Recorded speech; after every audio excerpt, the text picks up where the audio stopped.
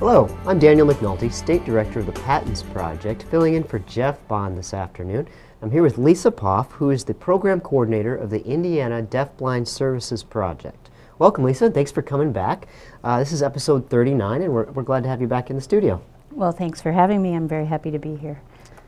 So we've got some things that we need to talk about, I think, with the Indiana Deafblind Services Project, which in my experience is not a project that I feel enough people know about in the state of Indiana. And so I'm really glad that you're here to give us some more information and an outlet to get it out to more of our stakeholders within the state.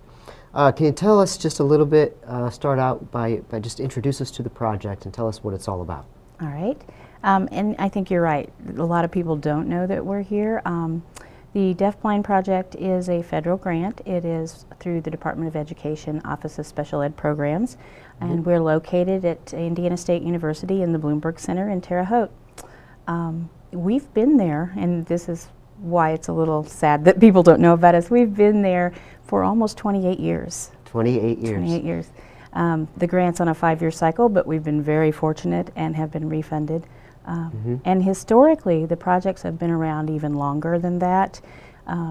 They actually originated out of the 1960s. There was a rubella epidemic then. And I don't know, what you know about what happens when a woman who is pregnant has rubella, but what that typically does is cause a large chance that they will have children who are born with vision and hearing loss. Okay. And when that occurred in the 60s, we had somewhere around 3,000 children who were born deafblind. In the state of Indiana? Nationally. This was a national event. And that was the first large group of persons identified as deafblind. Okay. As those children got older and started moving into educational settings, we then had teachers and early interventionists who were saying, we don't know what to do. We don't have the resources to work with these children. And at that point, the federal government actually developed a priority around deafblindness and started, at the time, they were regional resource centers. And so the first center for the state of Indiana was the Great Lakes Area Regional Resource Center. We were a part of it then. Okay. So we've been around for a long time. What we do and what we're all about is we're a technical assistance project for the state of Indiana. We do cover the entire state, and our services include primarily providing that technical assistance to teams and families and people who are working with kids who are deafblind. That means that I may go to a classroom or I may go to a home, do some observation, talk to that teacher, and try to work on strategies in the classroom that will help her teach that child. Okay. And we also do some training, and then there are several other things that we do with families. We do some family leadership training and encourage them to help us provide support to other parents. Okay. So you've been around in the state of Indiana for 20 years after the departure from the Great Lakes Regional Center? That's true. 1986 was our first year as a single state. Great, great. Yeah, and Patents Project has been around for 18 or 19 years, and we run into the same thing. We just run into people who just don't know enough about what we do or don't know anything about what we do. So hopefully maybe we can help each other and get the word out a little bit more. Okay, so the services that you provide, I have to ask, what do they cost for these families? Well, there is no charge whatsoever. The only requirement is that the child qualifies as deafblind and is reported to us. We do a census every year of all of the children in the state of Indiana who are deafblind.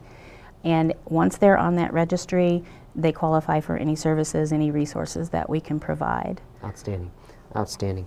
So tell me a little bit more about that registry. How many students? In the state of Indiana, and we actually are in the middle of updating, so I could be a little off, but in the state of Indiana we have around 230 kids who are reported. Okay. That's low. Based on incidence rates for deafblindness and our population, we're looking at probably, we should be closer to 300, maybe even 350. Okay. So, as compared to other states? Or?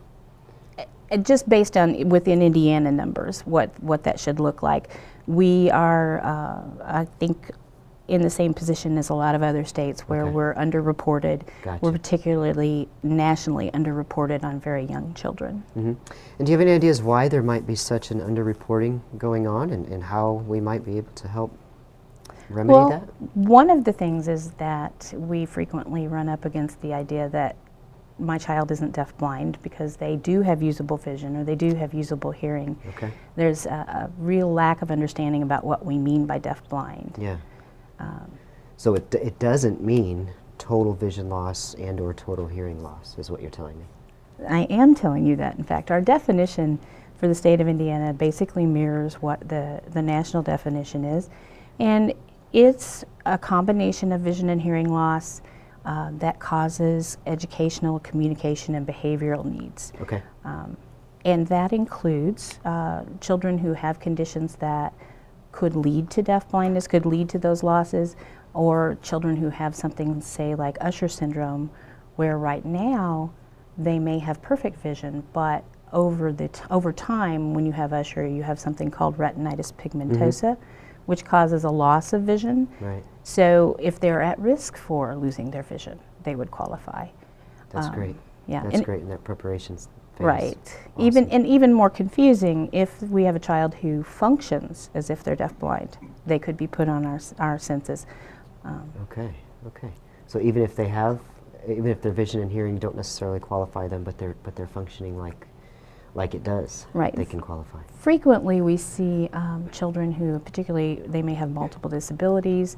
It's very difficult to get a good assessment, but they don't respond or they don't respond consistently to sounds and visual stimuli. Those children would qualify as well. Great.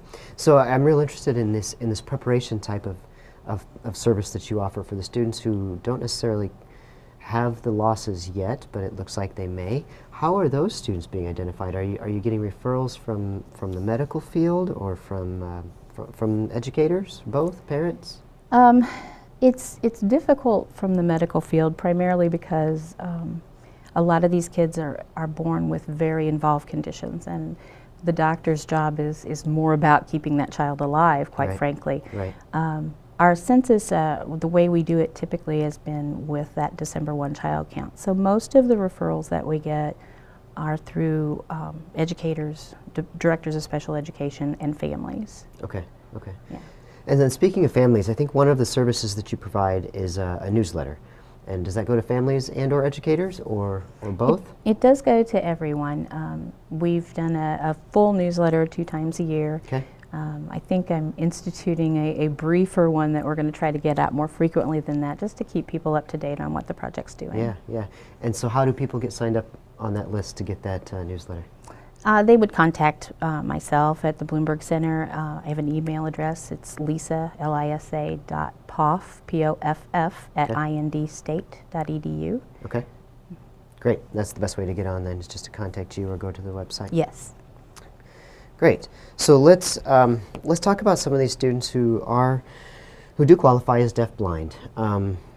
Is there a single way that you kind of look at all these students and provide a generic type of service, or do you look at each student as unique individuals? Really, when we talk about a child who's deafblind, they are all very different. That's one of the difficulties in serving this population, is that we're talking about a very broad definition. There's not a single profile. Even for a child who, say we'd have 2 children who have the same etiology, they might both have charge syndrome. When you look at them, they're both very different. They would have different abilities. They would need different supports in order to be successful. Yeah, yeah. So what would be the first step if I were a family member contacting you and just saying, hey, I need help. My student is, I've got a child who's deafblind, and I just learned about you guys by watching Patton's TV, and I need help. What would be the first step, the initial response from your project? From our project, the very first thing that I like to do is set up a time where I can come and visit with the family and maybe do an observation either at home or in school or both. Okay. Good. Typically, I don't know those kids, and the expert on the child is going to always be the family member. I need to, kind of meet them, get to know what they're like, what their abilities are, talk to the family about what the issues are and the concerns. Yeah. So what kind of ages are we talking about? What's the youngest and the oldest that you work with? Our project provides services for children from birth all the way through age 21. Okay, birth to 21. And do you have, I'm just curious if there's a population students that fit into a certain age bracket, or does it range that wide? It does range that wide. We're, like I said earlier, underreported on that birth to 2 group. We have a lot of children right now that are in what you call transition age, so from 14 through 21. Okay, okay. So students that you're just hearing about for the first time between 14 and 21? Not necessarily. Just a lot of students in They're that. just, on our census, there's just a big group in that age range. Great. Do you have a sense for when you typically, at about what age you typically get referrals, or does that vary quite a bit as well? It varies quite a bit. In the past, we've had more younger kids, and we're actually, in this new grant cycle, we're instituting some activities around early identification and referral, trying to boost those numbers. Great. So I'm hoping that that will become a hot spot for us. Great, great. And so you talked a little bit about the qualifying factors, so students don't necessarily have to have anything yet, but possibly be headed in the direction of some loss with either vision or hearing. But then you made a real good point that I don't necessarily think everybody understands, and I think you said as well that a student doesn't have to have total vision loss or total hearing loss to qualify. And so if we're just looking at like one or both of those, is there any sort of a number that a parent can keep in mind when they're talking to the vision expert or the hearing expert when they're trying to determine if it's a student who qualifies, or should they just contact you? Okay, well let's back up a minute. When we say they may not have one of those conditions, that is in a situation where they have an etiology that supports that they would have both of those losses. So typically I'm looking for both a vision and a hearing loss together, or a condition like Usher syndrome that would support that they will probably eventually have both together. Gotcha. There isn't a particular number to look for.